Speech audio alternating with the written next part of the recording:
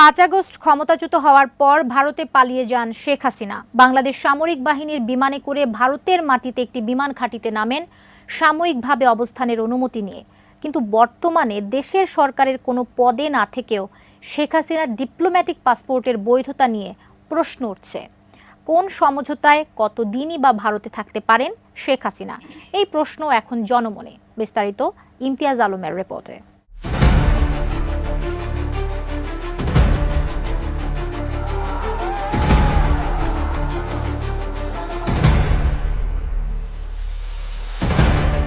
গত ৫ আগস্ট ছাত্র জনতার গণ অভ্যুত্থানের মুখে প্রধানমন্ত্রীর পদ থেকে পদত্যাগ করে দেশ ছেড়ে ভারতে পালিয়ে যান শেখ হাসিনা।